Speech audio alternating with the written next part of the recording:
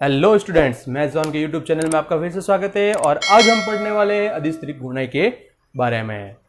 तो इस वीडियो से आप ये सीखेंगे कि अदिश त्रिगुणा किस प्रकार किया जाता है और आखिर अदिश त्रिगुणा किस प्रकार से रिप्रेजेंट किया जाता है। इसके पहले के टॉपिक अगर आप देखना चाहते हैं तो उसका मैंने लिंक डिस्क्रिप्शन बॉक्स में दे दिया है। तो चलिए शुरुआत करते हैं अदिश त्रिगुणा से। तो अदिश त्रिगुणा क्या होता है कि यदि हमारे पास दो सदिश दिए हुए हैं, दो सदिशों के सदिश गुणा को दो सदिशों के सदिश गुणा को एक सदिश से अदिश गुणा किया जाए, एक सदिश से अदिश गुणा किया जाए तो अदिश त्रिगुणा प्राप्त होता है। मतलब क्या है कि अगर हमारे पास तीन सदिश है, ए वेक्टर, बी वेक्टर तथा सी वेक्टर, अगर हमारे पास ये तीन सदिश है तो इनका दो का सदिश गुणा यानी कि a vector cross b vector, और इसको अगर मैं डॉट प्रोडक्ट करूं सी वेक्टर के साथ तो ये जो चीज क्या होगी, इस चीज को हम बोलेंगे अदिश त्रिगुणा। अदिश त्रिगुणा क्यों बोलेंगे? क्योंकि दो सदिशों को सदिश गुणा करने पर, क्रॉस प्रोडक्ट करने पर हमें सदिश प्राप्त होगा, लेकिन इस सदिश का इस सदिश के साथ डॉट प्रोडक्ट करने पर हमें अदिश प्राप्त होगा। तो इसलिए यह अदिश त्रिगुणा है। अब देखते हैं कि आप इसको किस प्रकार से रिप्रेजेंट करेंगे। तो ध्यान रखिएगा कि अगर ए बी सी तीन है सदिश हमारे पास, तो इसका जो सदिश गुणा होता है उसको इस प्रकार से रिप्रेजेंट किया जाता है, ए वेक्टर, बी वेक्टर और सी वेक्टर। इस प्रकार से इसको रिप्रेजेंट किया जाएगा। ये चीज इसके बराबर है। मतलब क्या है, मैं लिख देता हूं पहले कि a vector, b vector, c vector का मान a vector dot b vector cross C vector के, b vector dot c vector cross a vector के, या सी वेक्टर डॉट ए वेक्टर क्रॉस बी वेक्टर के बराबर होता है। आप इन तीनों को इस प्रकार से लिख सकते हैं या इसको आप इन तीन प्रकार से लिख सकते हैं। आप चाहें तो ये डॉट प्रोडक्ट आगे पीछे भी जा सकता है। मतलब आप इसको ऐसे भी लिख सकते हैं कि बी वेक्टर क्रॉस सी वेक्टर डॉट ए वेक्टर, आप इस प्रकार से भी लिख सकते हैं। क्यों लिख सकते हैं? क्योंकि डॉट प्रोडक्ट में हमने पढ़ा था कि a dot B is equal to B dot A. इस प्रकार से आप लिख सकते हैं। आप चाहे तो इस प्रकार से भी लिख सकते हैं इसको, ये c vector cross a vector dot b vector, क्योंकि ये क्रम विनिमय नियम का पालन करता है। आप इस प्रकार से इसको लिख सकते हैं। तो ये तो हमारा आया कि भाई हम इसको रिप्रेजेंट किस प्रकार से करते हैं। अब हम देखेंगे कि अगर हमारे पास तीन सदिश दिए हैं और उनका अदिश त्रिगुणा निकालना है तो किस प्रकार से हल किया जाएगा। तो एक तो ये आप फॉर्मूले में देख सकते हैं कि पहले भाई आप सदिश गुणा कीजिए, फिर उसका एक के साथ अदिश गुणा कीजिए। तो ये थोड़ा कॉम्प्लिकेटेड हो जाता है, तो अपन डायरेक्ट करेंगे। डायरेक्ट कैसे करेंगे वो देखते हैं कि अगर मेरे पास एक एग्जाम्पल है, एग्जाम्पल के तौर पर मैंने एक वेक्टर ले लिया, ए वेक्टर बराबर 2i cap plus 3j cap plus 4k cap, और एक बी वेक्टर ले लिया बराबर 2i cap minus 5j cap plus 4k cap, एक सी वेक्टर ले लिया minus 3i cap plus 2j cap minus k cap. और आपको ज्ञात करना है अदिश त्रिगुणा, यानी कि a vector, b vector, c vector का अदिश त्रिगुणा, ये आपको ज्ञात करना है। तो आप क्या करेंगे? आप सिंपल सा लिखेंगे। क्या लिखेंगे आप देखिएगा सॉल्यूशन में, आप लिखेंगे a vector, b vector, c vector is equal to, सारणिक बनानी है आपको। ए वेक्टर के लिख लीजिए एलिमेंट्स 2 3 4 2 -5 4, और ये हो गया -3 2 और -1। तो ऐसी आपने क्या बना ली? सारणिक बना ली। और आपको सारणिक सॉल्व करनी आती है तो इस सारणिक को सॉल्व करेंगे, यानी कि प्लस माइनस और प्लस। तो क्या लिखेंगे? ये लिखा 2, बच्चा कौन? -5 4 2 और -1, -3 कौन बचा? 2 4 -3 -1, +4 कौन बचा? 2 -5 -3 और 2।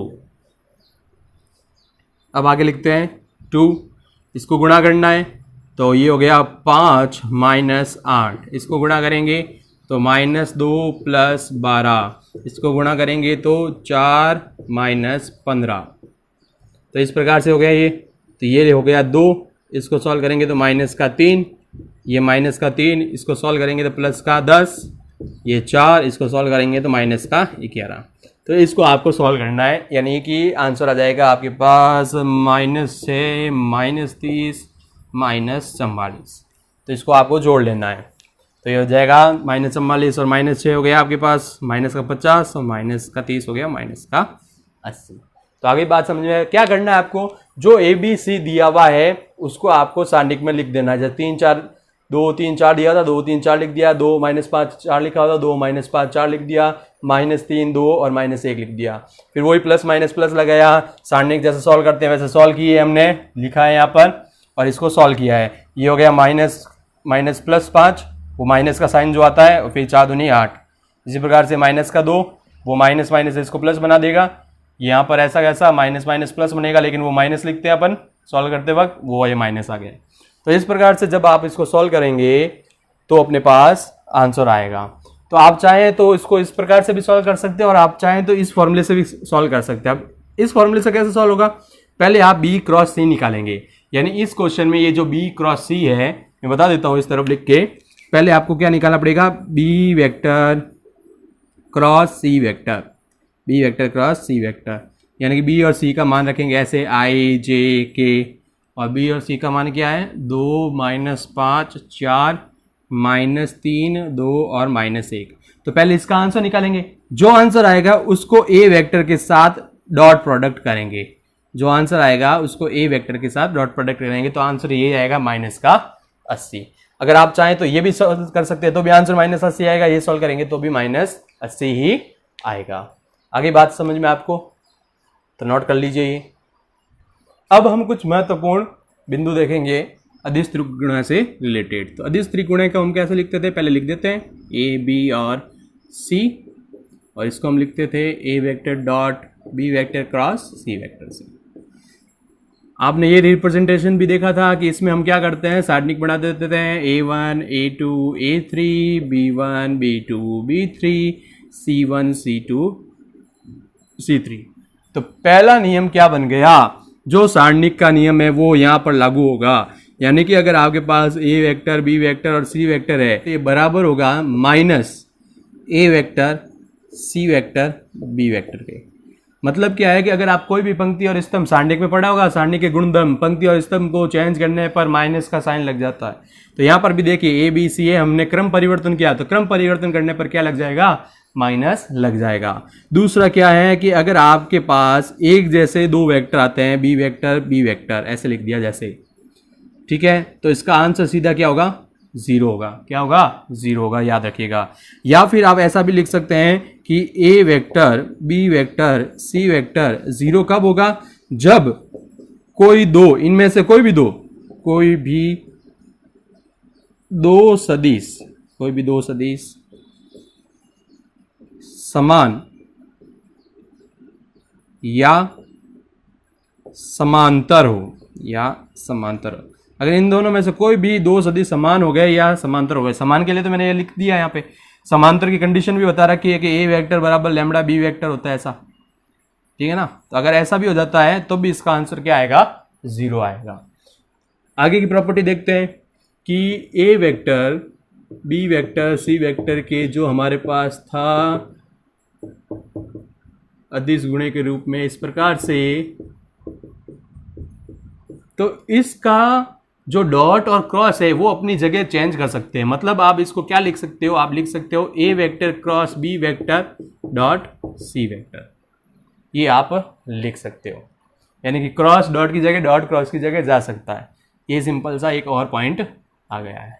तो ये आपको ये कंडीशंस याद रखनी है, क्योंकि जब हम प्रूव करने के क्वेश्चन करेंगे, सिद्ध करने के क्वेश्चन करेंगे, तो यहाँ पर ये कंडीशंस यूज की जाएगी। ठीक है, नोट कर लीजिए। इसके आगे हम पढ़ेंगे ज्यामितीय निरूपण। अब है हमारे पास अदिश त्रिगुणे की ज्यामितीय व्याख्या।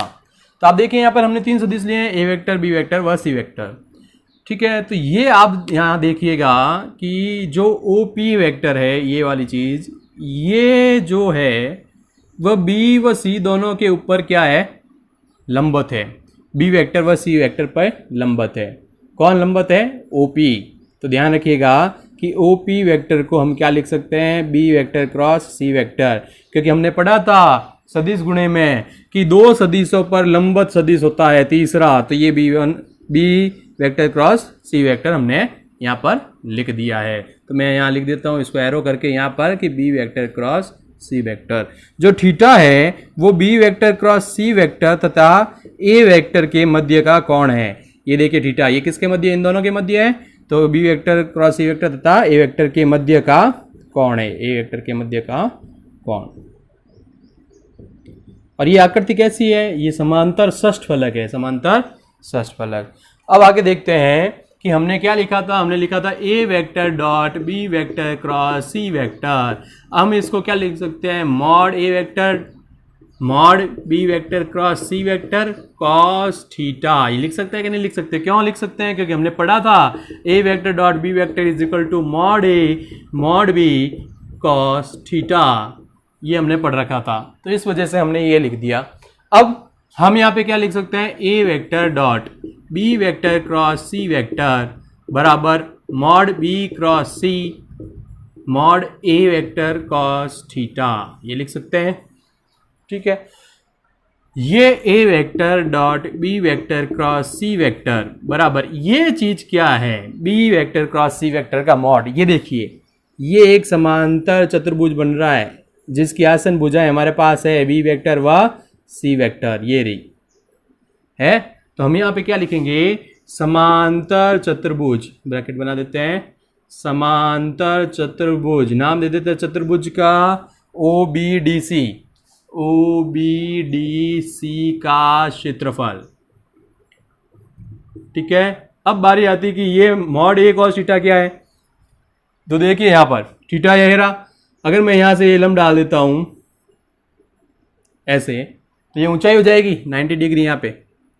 तो अगर मैं यहाँ पे कॉस थीटा का रेशियो निकालूँ, यानी कि इसको ये यहाँ पे मैं पॉइंट दे देता हूँ, कुछ एस दे देता हूँ। अगर मैं पी एस का मान निकालूंगा तो पी एस का मान क्या आएगा, मॉड ए कॉस थीटा, मॉड ए कॉस थीटा। तो ये क्या हो गई, ये हो गई ऊंचाई, क्या हो गई, ये ऊंचाई। ये ऊंचाई किसकी है, समांतर षष्ठफलक की है। किसकी है, समांतर षष्ठफलक की। तो अब देखिए कि यहाँ पर दो भुजाएं आ रही थी, ऊंचाई में तीसरी भुजा आ रही है। ठीक है, तो हम यहाँ पर क्या लिख सकते हैं कि a vector dot b vector cross C vector, ये जो फॉर्मूला है वो है समांतर षष्ठफलक का आयतन, समांतर षष्ठफलक का आयतन। तो ये सूत्र याद रखना है कि जब भी समांतर षष्ठफलक का आयतन की बात करता है तो आपको क्या निकालना है, a vector b vector c vector का अधिस्त्रिक गुणा, अधिस्त्रिक गुणा। अब एक इंपॉर्टेंट पॉइंट है कि अगर हमारे पास आता है चतुष्फलक का आयतन, चतुष्फलक का आयतन, तो चतुष्फलक का आयतन क्या होगा, चतुष्फलक का आयतन होगा 1/6 ए वेक्टर बी वेक्टर और सी वेक्टर का अधिस्त्रिक गुणा। तो इस प्रकार से ये आपको याद रखना है। अब हम एक और इंपॉर्टेंट पॉइंट देखते हैं जिसमें यदि हमारे पास चतुष्फलक के चतुष्फलक के चारों शीर्ष दिए हों, चारों शीर्ष, और फिर हमको आयतन पूछे। अगर वेक्टर की फॉर्म है तो हम सीधा ये लगा देंगे, अगर 3 वेक्टर दिए हुए तो ऐसा निकालेंगे। शीर्ष दिए हुए हैं ए बी सी और डी, तब हम इसका आयतन कैसे निकालेंगे, चतुष्फलक का आयतन। तो चतुष्फलक का आयतन होगा, क्या होगा, देखिएगा 1/6 A B vector, A C vector और ए डी वेक्टर। तो पहले आपको A B vector, A C vector और ए डी वेक्टर निकालना है। तो हमने पहले पढ़ रखा है कि ए बी वेक्टर कैसे निकलता है, ए सी वेक्टर कैसे निकलता है, फिर भी मैं एक बार लिख देता हूँ। ए बी वेक्टर का मतलब क्या होगा, O B vector minus O ए वेक्टर, इस प्रकार से याद आ गया होगा, पहले पढ़ रखा है। तो इस प्रकार से ये सूत्र कब लगाना है, जब आपके पास चारों चतुष्फलक के शीर्ष दिए हुए हों। अगर चतुष्फलक का आयतन आपको निकालने का बोले और आपके पास आता है ए बी सी, तो आपको ये फॉर्मूला लगाना है। आपके पास आते हैं शीर्ष, तो आपको ये फॉर्मूला इस प्रकार से लगाना है। अब एक चीज याद रखिएगा कि यदि तीनों सदिश समतलीय हो, तीनों सदिश, तीनों सदिश क्या हो, समतलीय हो, एक ही तल में स्थित हो, समतलीय हो, तो क्या होगा, उनका अदिश त्रिगुणा, उनका अदिश त्रिगुणा ए बी सी क्या हो जाएगा, 0 हो जाएगा। अब क्वेश्चन बनता है कि ये समतलीय है तो 0 क्यों होगा, कॉमन सेंस है। अभी हमने ज्यामितीय व्याख्या देखी थी और ज्यामितीय व्याख्या में हमने क्या देखा, क्या समांतर षष्ठफलक का आयतन यह होता है, उनका अदिश त्रिगुणा होता है। तो अभी जो मैंने चित्र बनाया था उसके अनुसार अगर ए बी सी तीनों समतलीय होंगे, एक ही तल में स्थित होंगे, तो समांतर षष्ठफलक बनेगा ही नहीं। और अगर समांतर षष्ठफलक बनेगा नहीं तो उसका आयतन बनेगा क्या, नहीं होगा, उसका आयतन क्या होगा, 0 होगा। तो ये कंडीशन हो गई इसकी, तो ये चीज याद रखिएगा। आगे बात समझ में, ये मान किसका होता है, ये होता है समांतर षष्ठफलक का आयतन। ये 0 कब होगा, जब तीनों ही सदिश क्या होंगे, समतलीय होंगे। ये पॉइंट आपको याद रखना है। आगे बात समझ में, नोट कर लीजिएगा।